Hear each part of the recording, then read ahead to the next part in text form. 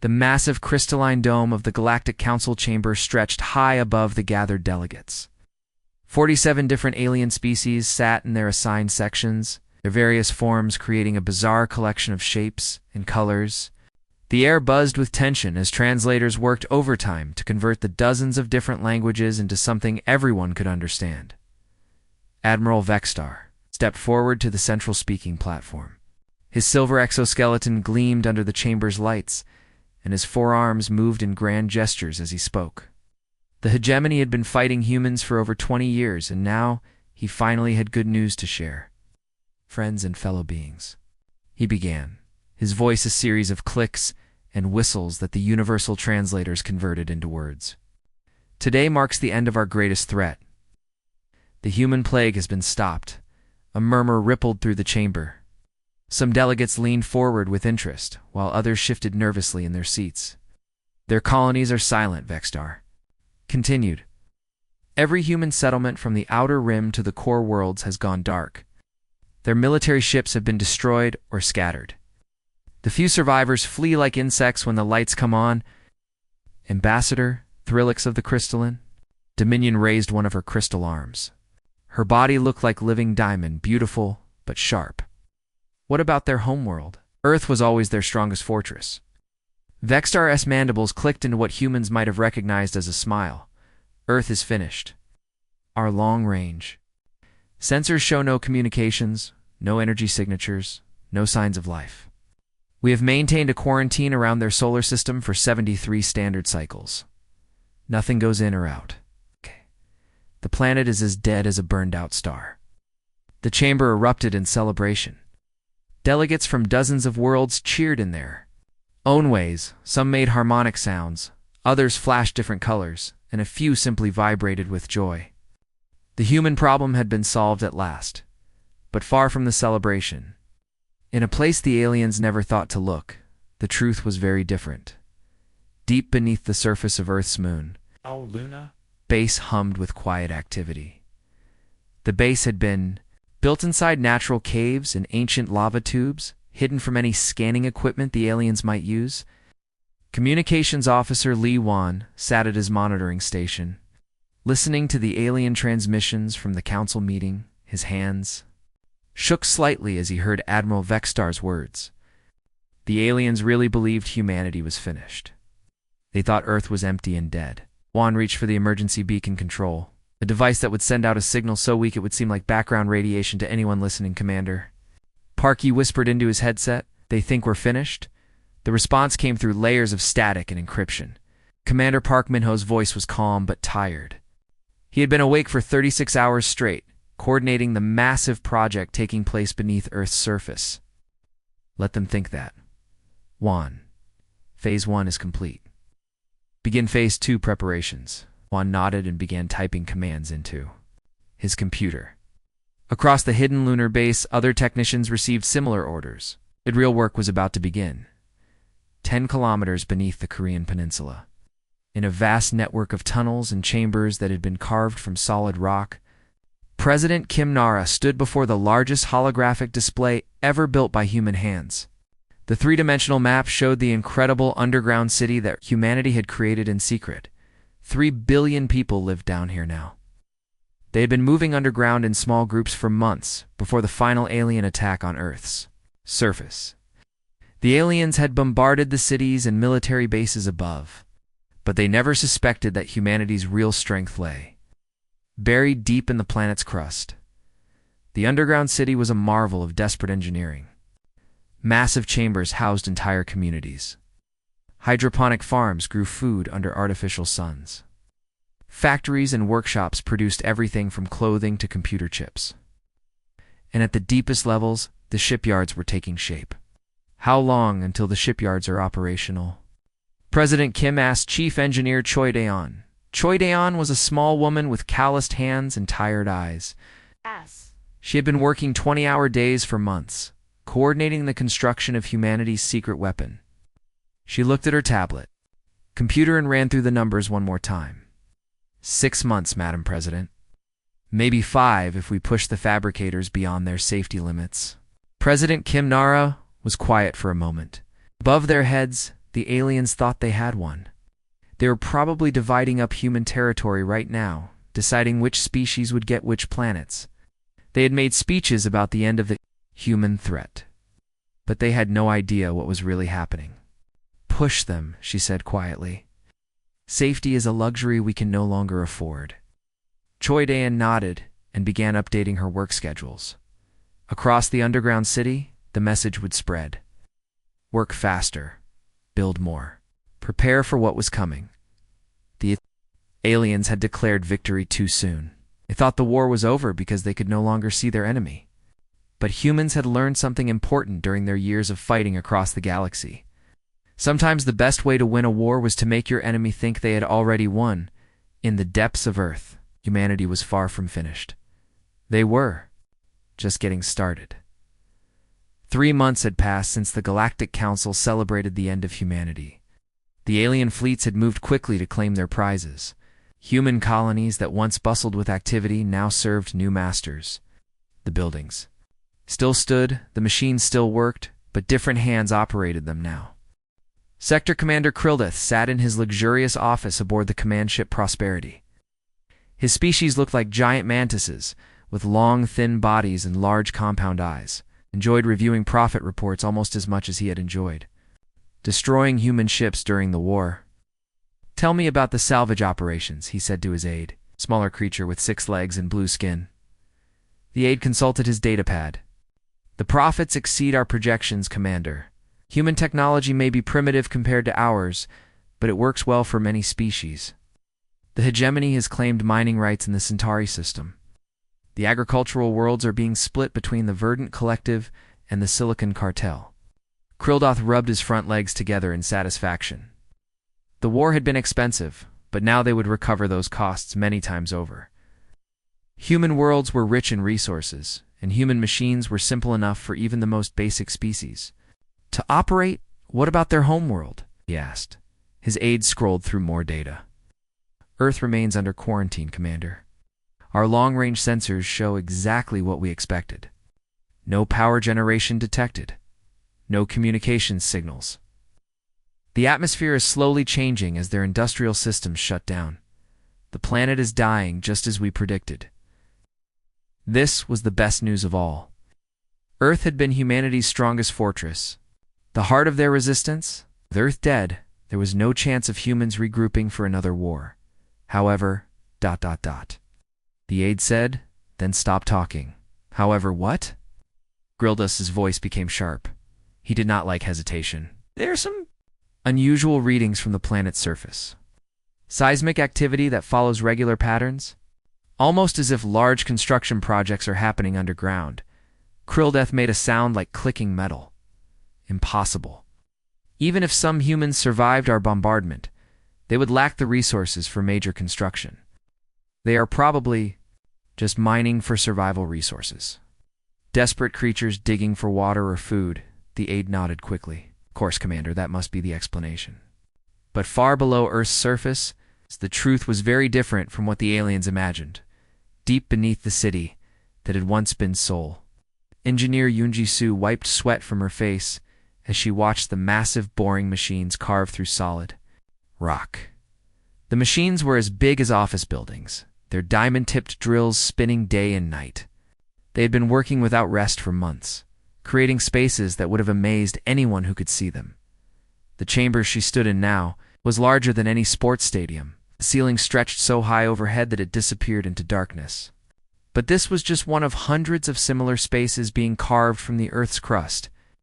Each chamber would house thousands of people, along with all the factories, farms, and facilities they needed to survive.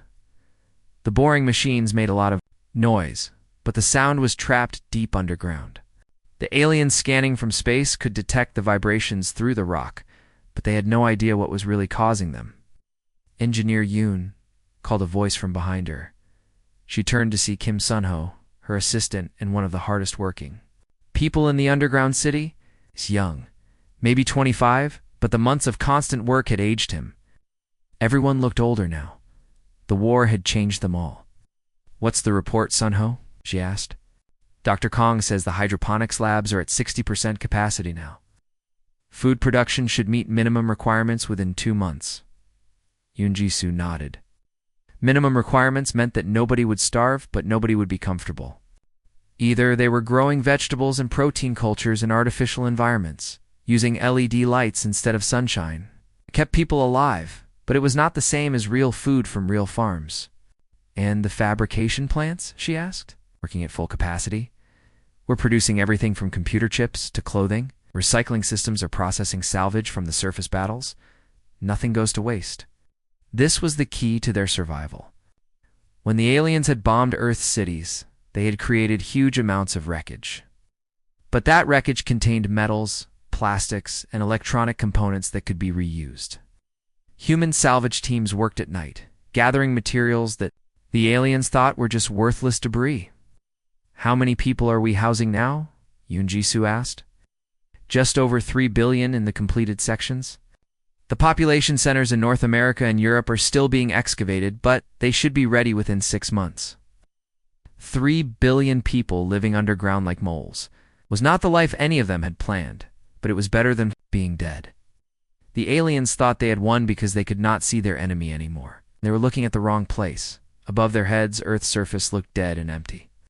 The aliens were right about that. But below the surface, humanity was building something the aliens could never imagine. They were preparing for the day when the galaxy would learn that. Reports of humanity's death had been greatly exaggerated. The boring machines continued their work, carving humanity's future from solid stone.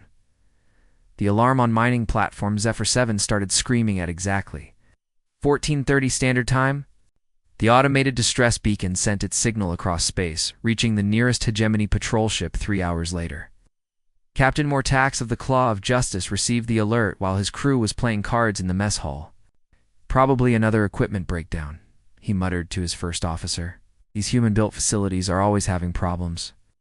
But when the Claw of Justice arrived at Zephyr 7, they found something much stranger than broken machinery. The mining platform floated peacefully in space, its lights still on, its systems still running. Everything looked perfectly normal from the outside. Zephyr 7, this is Patrol Ship Claw of Justice, the communications officer broadcast. Respond, please. Nothing but silence came back through the radio. Captain Mortax ordered a boarding party to investigate. When they docked with the platform and cycled through the airlock, they found something that made no sense at all. The facility was completely empty. Not a single worker remained of the 847 aliens who had been mining asteroids just hours before. Security. Chief Warthak arrived on the next supply ship to investigate. He was a professional investigator who had solved hundreds of cases across the galaxy. But as he walked through the empty corridors of Zephyr 7, he felt a chill that had nothing to do with the platform's life support systems. Show me the security recordings. He ordered the platform's computer system. The recordings played on the main screen in the control room. Everything looked normal at first. Workers moved through the corridors carrying equipment. Others operated the mining lasers that carved chunks of metal from nearby asteroids. The cafeteria was full of aliens eating their meals and talking. Then, at 14:13, every camera feed turned to static. The screen showed nothing but gray and white noise for exactly 17 minutes. When the picture returned at 14:30, the platform was deserted. Not a single living being remained anywhere on the facility. Could be equipment malfunction, suggested Lieutenant Crixnell, Vorthak's assistant. Maybe the cameras were damaged by solar radiation or electromagnetic interference. Vorthak shook his head slowly. That explains the camera blackout. It doesn't explain where 847 people went in 17 minutes. He examined the platform more carefully. All the equipment was still working. Personal belongings remained in the crew quarters. Eaten meals sat cooling on tables in the cafeteria. It was as if everyone had simply vanished into thin air. Check the escape pods, Vorthak ordered. All the escape pods were still in their docking bays. The shuttles were still parked in the hangar. There was no way for 847 people to leave the platform without using some kind of transportation. Sir, Lieutenant Crixnell said nervously, there's something else strange.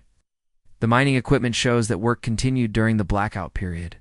Someone was operating the lasers and extractors while the cameras were down. This made the mystery even deeper. Who had been working during those 17 minutes? And where had they gone afterward? Within 2 weeks, similar incidents began happening throughout the outer solar system. A transport convoy carrying supplies between Ceres and Vesta simply disappeared. The ships were found later, drifting empty through space with no sign of their crews. A communications relay near Jupiter's moons went silent. When investigators arrived, they found the facility undamaged, but completely abandoned. In each case, the pattern was the same. Equipment continued to function. Personal items remained untouched. But every living being had vanished without explanation.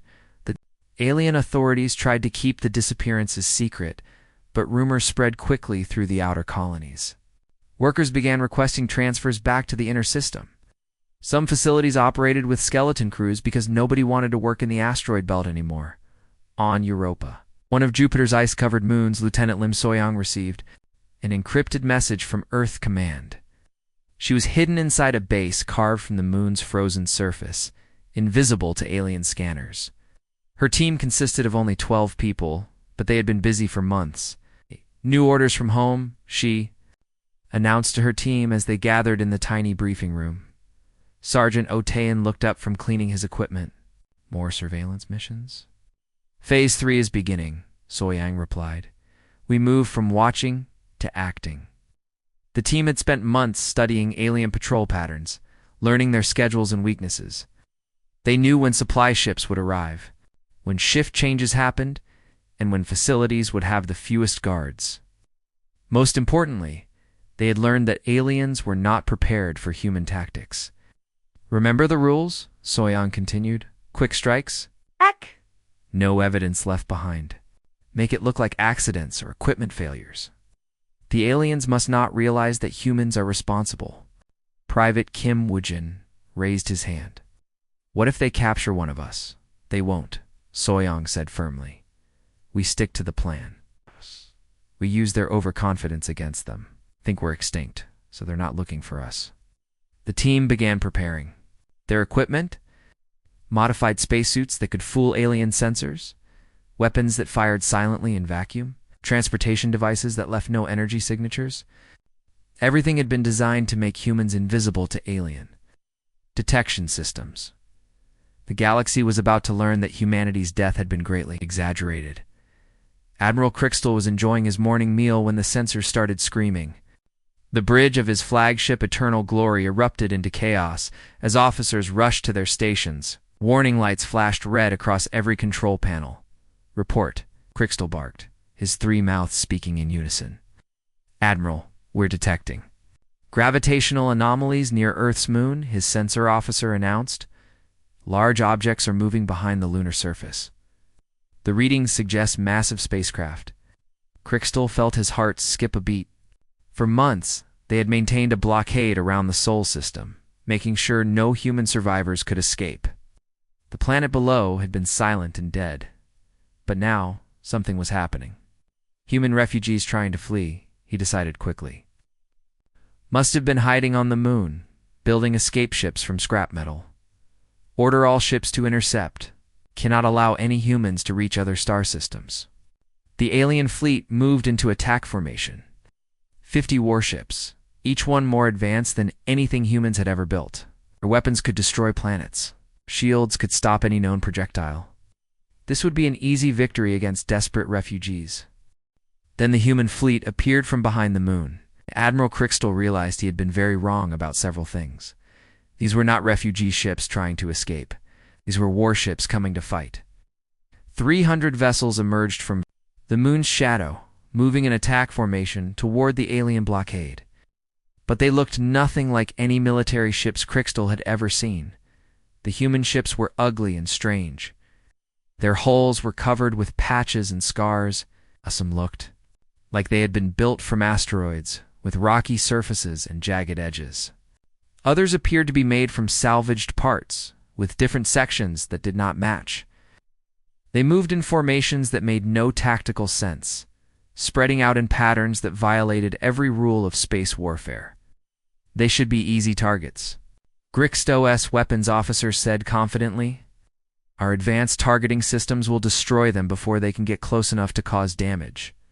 But as the fleets drew closer together, something unexpected happened.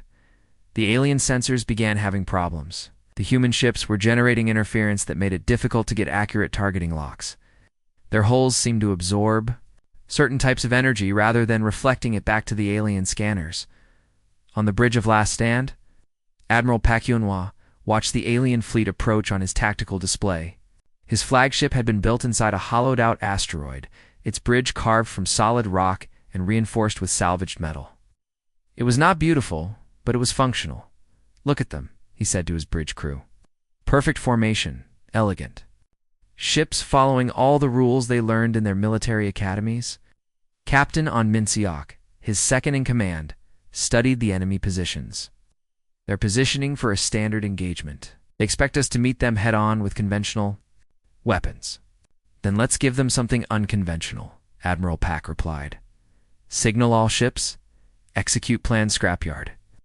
The human fleet suddenly changed direction. Instead of charging straight at the aliens like traditional warships would do, they scattered. In all directions, some ships moved up, others moved down, creating a three-dimensional web around the alien formation. Admiral Crixtal watched in confusion as the human ships surrounded his fleet. What are they doing? This is not how space battles are fought. "Target their command ship first," Admiral Pak ordered from his asteroid bridge. "Remember, we don't need to destroy them all. We just need to prove a point." The human ships opened fire, but not with the energy weapons or missiles that aliens expected. Instead, they launched clouds of metallic debris, fragments of destroyed buildings, pieces of wrecked spacecraft, chunks of processed metal from mining operations. All of it accelerated to tremendous speeds by magnetic launchers. The alien shields had been designed to stop coherent beams of energy in solid projectiles.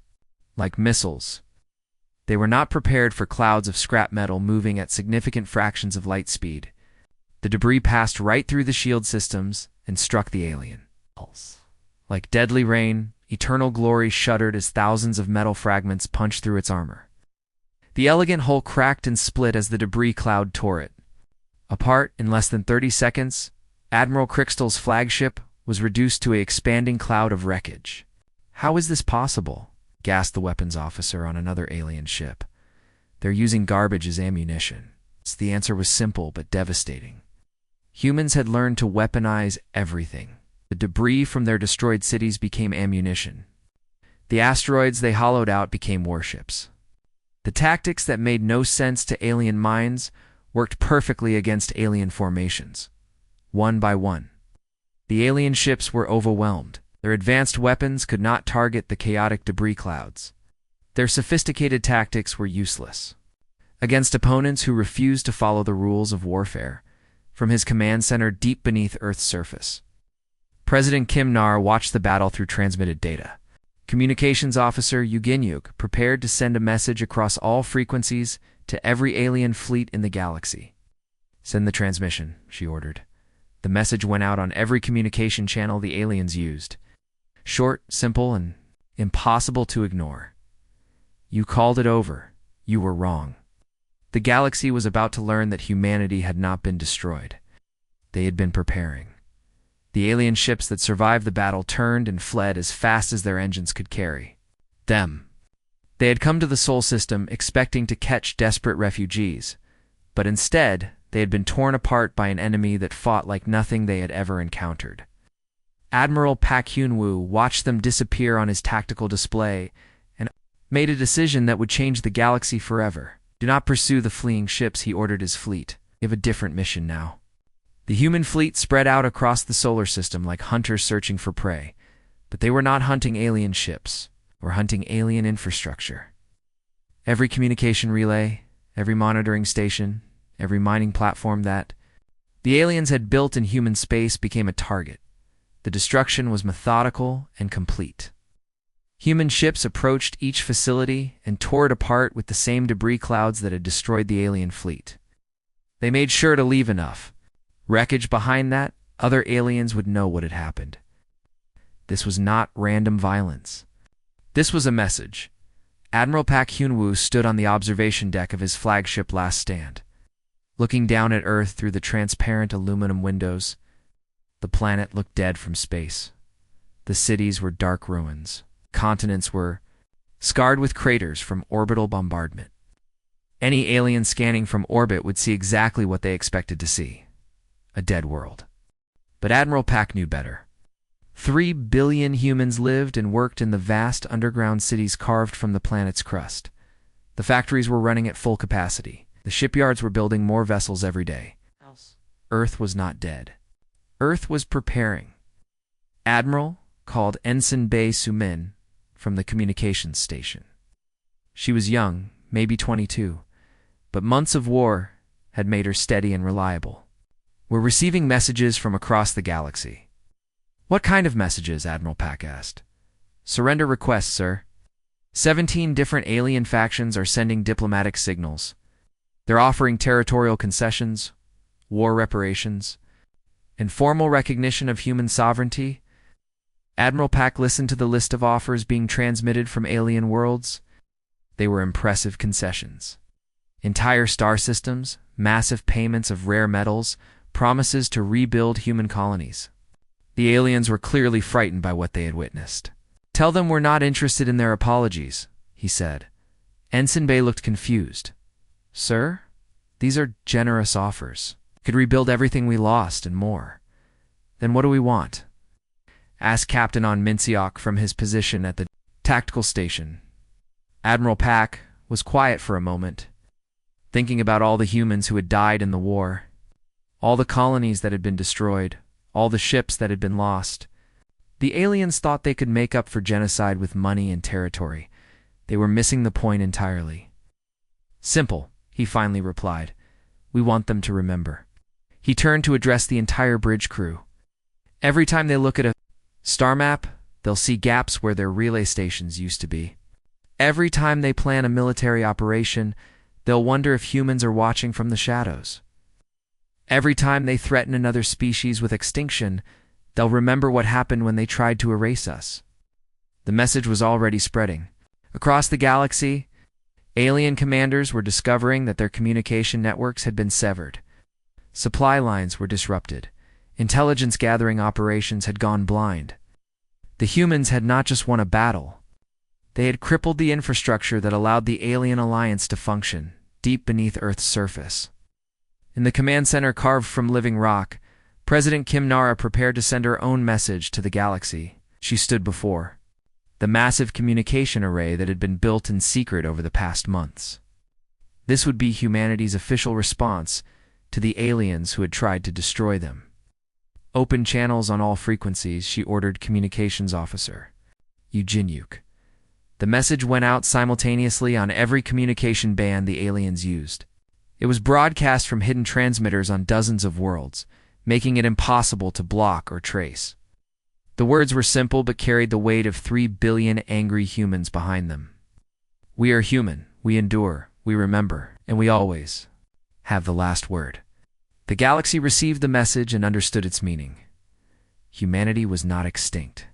They had not been broken by orbital bombardment or military defeat. They had gone underground, rebuilt their strength, and emerged stronger than before. Most importantly, they had proven that they could strike back at anyone who threatened them. In the months and years that followed, everything changed. The Galactic Council restructured completely. The system of voting to exterminate entire species was abolished. New laws were passed protecting smaller civilizations from larger ones. Not because the aliens had developed compassion or wisdom, but because they had learned to fear the consequences of their actions. Trade agreements were renegotiated. Military alliances shifted. Diplomatic protocols changed. Every alien leader now had to consider one important question before making any major decision. What would the humans do? Humanity had spoken their last word, and the galaxy listened. They had learned that humans might be primitive and stubborn compared to other species, but they possessed something that no advanced technology could defeat. They had the absolute refusal to accept defeat, even when defeat seemed certain. The war was over, but humanity had won something more valuable than victory. They had one respect: fear, and the guarantee that no one would ever again make the mistake of thinking humans could be easily erased from the universe.